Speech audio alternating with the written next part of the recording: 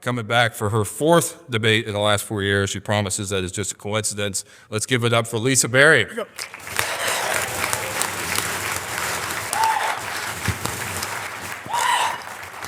All right, first off, I do have to say congratulations to Michigan. I know as Ohio State fans, sometimes we have to be the bigger person, and when they deserve congratulations, we have to give it to them. Not for anything they've done on the field, but because Michigan State just got in trouble for recruiting violations, so you are officially not the most recent cheaters in the state of Michigan. You are still a bunch of cheaters, just not the most recent ones in your state. Michigan State did just get in trouble for recruiting violations, so they had to vacate all of their wins from the last 3 years, which for Michigan State was just 14 wins. At Ohio State, we just call that a season. Michigan State, when they got in trouble, they had to vacate all of their wins from the last few years. Michigan is still in trouble from sign stealing, but their punishment this year was that their head coach just got to pick what games he didn't want to coach. Yeah. So he just chose not to coach for the Nebraska and Central Michigan game. That's just called taking a vacation. He called it a self-imposed punishment. I think the next time I have days off at work, I'm just going to call them a self-imposed punishment. And if I get in trouble, I'll just say, don't worry, I already took my self-imposed punishment. It was that day I took off work to get a massage. Michigan is doing that classic thing that liars and cheaters do when they get in trouble, where they try to blame everybody else for doing the things that they're doing. So I don't know if you guys heard, Kirk Herbstreit's youngest son is actually playing football this year at Michigan. And some Michigan fans tried to accuse Ohio State of using that as a ploy to steal their signs. That's like the CEO who got caught cheating on his wife at a Coldplay concert, accusing Coldplay of cheating on their wife. The truth is a lot simpler. They just chose not to recruit Kirk Herbstreit's son. But if it was up to me, I would have chosen to recruit Kirk Herbstreit's dog, Peter, because he's adorable. It is my favorite part of college game day every Saturday, and it worked very well in the classic film Air Bud 2 Golden Receiver. And I have to hear every week that it doesn't matter who our quarterback is because you can just throw to Carnell Tate and Jeremiah Smith, so I feel like we should really test that out. I do feel like people are very unfair to Julian Sain because he's playing great. Julian Sain is a great quarterback, right? And people keep saying that it doesn't matter because we happen to have the best receivers in the country. I feel like they're really disrespecting him when he's not the front runner for the Heisman.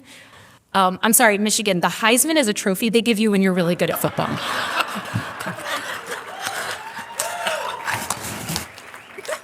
I know you think they just stopped giving it out in the 90s, but that's just the last time you guys won.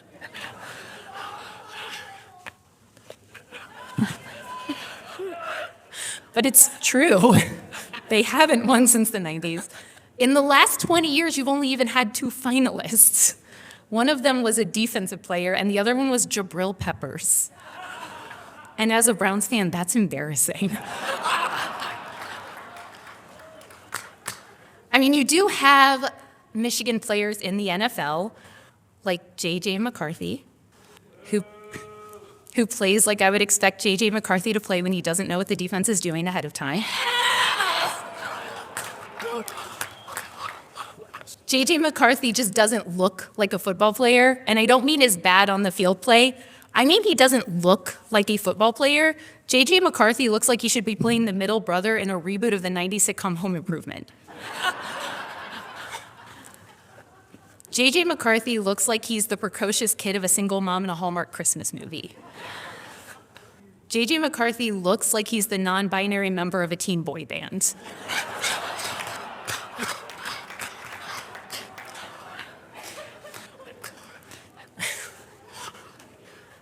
You know what's funny is I was going to try to make a joke about Flint, Michigan, and I was like, that's too far. And then you guys ate it up, so I guess I should have gone for it.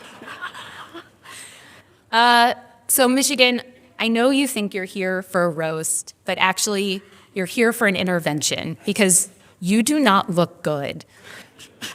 Last week, you almost lost to Northwestern. They lost to Tulane. They lost to Nebraska, a team so bad your coach took a vacation for the game. And I know that it's been fun the last few years and it can be hard when the party's over, but you've got to pull yourself together because you're embarrassing the entire Big Ten. When they talk about ranked Big Tens not actually being that good, they're talking about you.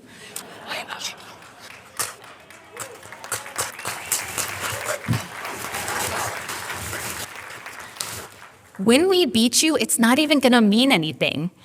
And we will beat you. And I know what you're thinking. How can I be so confident when I said the same thing last year? And the year before that? And the year before that? And it doesn't matter how many years, sir. I've said it. Because there's a saying, beat us 4 times in a row and you're a bunch of dirty cheaters. Beat us 5 times in a row, that is where we draw the line. So in the immortal words of the patron saint of football, Taylor Swift, we are going to shake it off.